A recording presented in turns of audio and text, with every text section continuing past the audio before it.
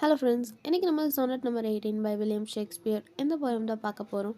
In this video நம்ம author introduction, structure and form, summary and analysis, theme and tone and background, literary criticism இதெல்லாமே பார்க்க போறோம். And at the end you have 5 important questions that are already asked in the TET and NET syllabus. So let's go to the video.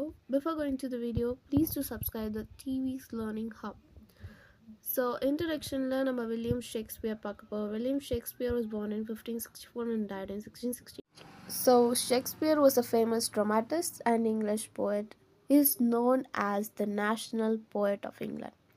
He wrote 37 plays, 154 sonnets and narrative poems.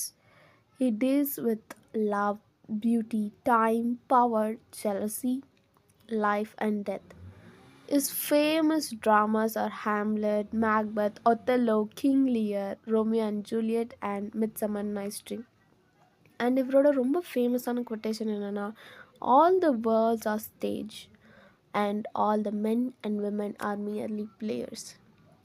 So before going to the poem, we should know the structure and form of the poem because இங்கிலீஷ்க்கு இது ரொம்ப புதுசு sonnet அப்படின்றது. என்னன்னா இதுக்கு முன்னாடி இது வந்து இட்டாலியில் use பண்ணிட்டு இருந்தாங்க. It is called as Petrarchan sonnet, but it was introduced in English by Shakespeare, so it is called as Shakespeare sonnet. So இந்த ஷேக்ஸ்பியரின் சானட் வந்து consist of 14 lines and it is written in iambic pentameter to give some rhythmic sound. As it said, it's a sonnet, it's like a kind of a poem மாதிரி இருக்கும். So its rhyming scheme is AB, AB, CD, CD, EF, EF, G. And the sonnet format எப்படி இருக்கும்னா, it's like 3 quatrains and 1 heroic couplets. The quatrain is nothing but ஒரு 4 lines இருக்கும், ஒரு ஸ்டான்ஸால 4 lines இருக்கும். So அந்த மாதிரி வந்து ஒரு 3 quatrains இருக்கும். And then finally you have 2 lines with, it's called as heroic couplet. So இது கான்செப்ட் எப்படின்னா, இந்த குவாட்ரன்ஸில் வந்து you build up an idea or talk about a problem. And the 3 stanzaலையுமே he talks about that. And in the 2 couplets he gives the solution for that idea or the problem. It's like in the format and some format of a Shakespeare, okay. And summary of the poemக்கு நம்ம போயிடலாம். So இந்த sonnet number 18 நம்ம வந்து என்ன பார்க்க போகிறோம்னா, it's a poet is comparing his beloved with summer day. So why summer day அப்படின்ட்டா, இப்போ அந்த டைமில் அந்த சுச்சுவேஷன்லாம் அங்கே ஃபுல்லாகவே வந்து ஸ்னோயியாக இருக்கும் மோஸ்ட் ஆஃப் த டைம். நமக்கு வந்து சன்னியாக இருக்கும் இல்லையா இங்கே. ஸோ அந்த மாதிரி இருக்கிற சுச்சுவேஷனில் அங்கே வந்து ஒரு சன்னி டே அப்படின்றது வந்து ஒரு வார்ம்த்தான, ஒரு பியூட்டிஃபுல்லான, ஒரு ரெஃப்ரெஷ்மெண்ட்டான டேவாக இருக்கும். ஒரு இயர் வந்து ஒரு கோல்டான ஒரு இது என்விரான்மெண்ட்டில் இருக்கும்போது is comparing is beloved with ஒரு சம்மர் டே. அண்ட் தென் அந்த சன்லைட் வந்து like it's more lovely and gentle சம்மராக இருக்குது. ஸோ அந்த டைமில் அடிக்கிற வின் வந்து ரொம்ப ரஃப்பாகவும் டேமேஜ் பண்ணுது ஃப்ளவர்ஸை அந்த வின்னுனால. அண்ட் சம்டைம்ஸ் இந்த சம்மர் வந்து ரொம்ப வந்து ஷார்ட் டைம்லேயே வந்துட்டு போயிடும். இந்த இந்த சன் வந்து என்ன ஆகும்னா, ரொம்ப ஸ்ட்ராங்காக வந்து நம்ம மேலே அடிக்கும் அந்த டைமில். ரொம்ப அதே டைமில் அது வந்து என்ன ஆகணும், சன்னுக்கு பின்னாடி ஹைட் ஆகிடும். லைக் இதை நம்ம கேரக்டராக பார்க்கலாம். ரொம்ப கோவப்படுறது, அதுக்கப்புறம் ரொம்ப டெண்டராக இருக்கிறது, அந்த மாதிரியும் பார்க்கலாம். அந்த நேச்சர் பியூட்டி ஃபேட்ஸ். நேச்சரோட பியூட்டி நேச்சுரல் பியூட்டி வந்து ஃபேட் ஆகலாம் டைம் அண்ட் சான்ஸோட. பட் அவங்களோட பிலவட் பியூட்டி வந்து ஃபேடே ஆகாது. ஏன்னா இவங்களோட பிலவட் வந்து டைமை தாண்டினவங்க. டெத்தையே வந்து கிளைம் பண்ண முடியாத அளவுக்கு டைமை தாண்டினவங்க. ஏன் அப்படின்னா, இவங்க இந்த பிலவடை பற்றி இந்த போயமில் இவர் வந்து பேசியிருக்கார் இல்லையா.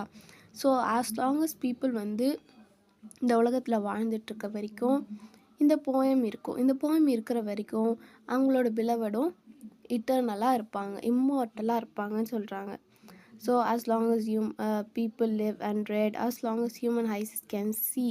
If eyes can see, it's mentioning about the sun, okay. And the poem will live and make the beloved immortal. So this is the summary.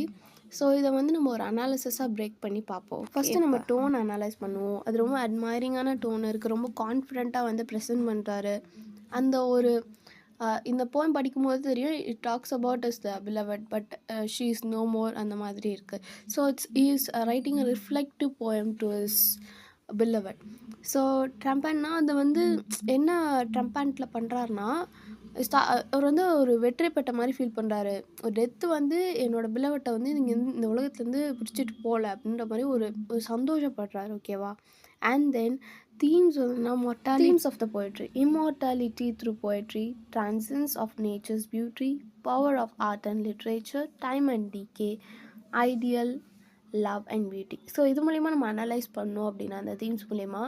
So immortality poetry மூலியமாக தான் இம்மார்டாலிட்டி கிடைக்குது அந்த பிலவட்க்கு அப்படின்றது. ட்ரான்சென்ட் ஆஃப் நேச்சர் பியூட்டினா நேச்சரோட beauty கூட fade ஆகலாம் அப்படின்ற ஒரு பாயிண்ட் ஆஃப் வியூவில் பேசியிருப்பார் இல்லையா அந்த topic. And then power of the art and literature.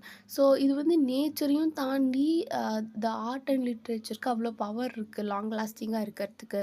So is praising nature comparing with and he praising the nature and praising the beloved, and comparatively அந்த poetry வந்து has the power to life இட்டர்னலாக வந்து வச்சுக்கிறதுக்கு இருக்குது but நேச்சருக்கு இல்லை. So இந்த மாதிரி you can interpret.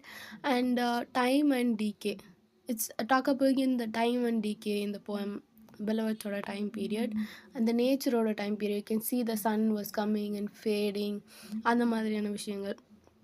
And ideal love and beauty.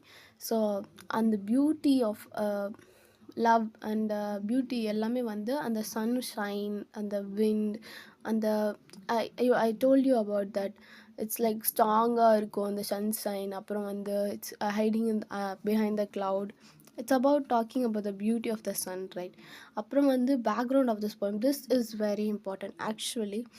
And this poem is a part of the Shakespeare's 154th sonnets, and it is இது வந்து ஒரு ஃபேரி யங் அப்படின்ற ஒரு டைட்டில். ஓகேவா? அதுக்கு கீழே வந்து 126 சானட்ஸ் வந்து எழுதப்பட்டுச்சு. அந்த சானட்டில் இருக்கிற ஒரு சானட் தான் சானட் 18. ஸோ அதில் இருக்கிற ஃபர்ஸ்ட் லைனே வந்து டைட்டிலாக வச்சுட்டாங்க. அண்ட் தென் இது வந்து இந்த sonnet deals with beauty, love, time and immortality. அதை நம்ம பார்த்தோம். இது வந்து டியூரிங் எலிசபெத்தன் ரினைசன்ஸ் பீரியடில் நடந்தது.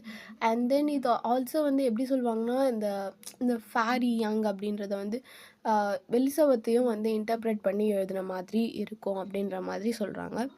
And then influence by the Petrarchan sonnet in Italian tradition.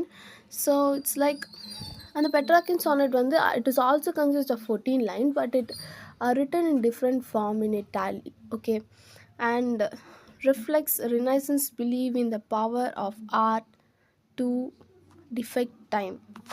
So these are the background and critical point of view.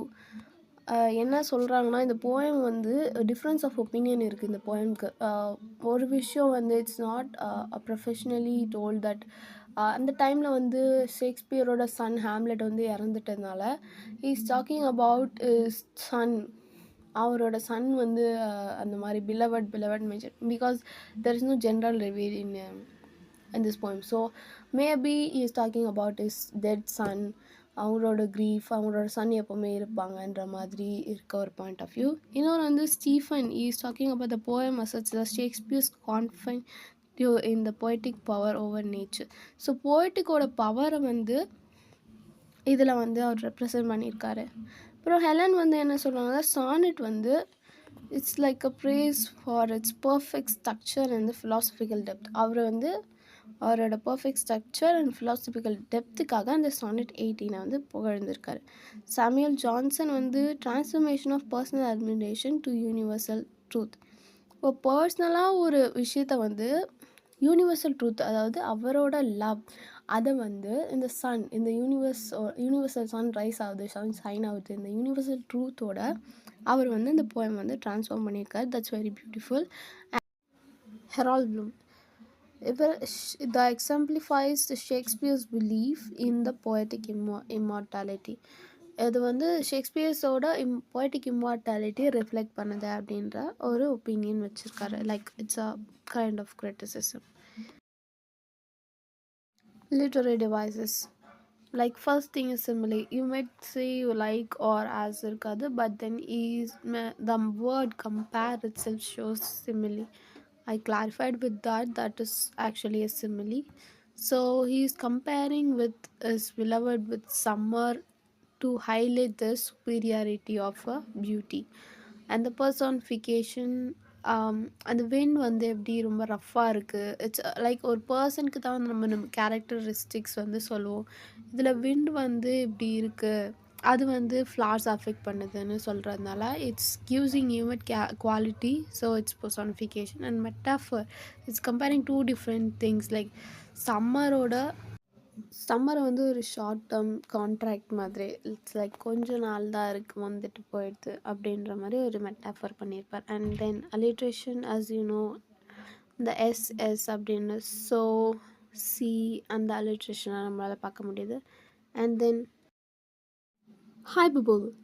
இதில் வந்து நம்ம பிலவடோட அந்த இம்மார்டாலிட்டியை எக்ஸாஜரேட் பண்ணி அந்த பவர் ஆஃப் த போய்ட்ரியை வந்து ரொம்ப எக்ஸாஜரேட் பண்ணி சொல்லியிருப்பாரு. So it's hyperbole imagery. All you know that you can visualize the eyes of heaven is shines. So this next we see the important frequently asked question in from this poem. These are the important questions that first question was discussed sonnet as a poem on the immortality through art. And second one is how does the Shakespeare contrast the nature beauty with poetic beauty in the sonnet 18. And third one is examine the structure and form of the sonnet number 18 and show how it supports the theme. And fourth is analyze the role of time and decay in the sonnet 18. And first one is write a critical appreciation of sonnet 18.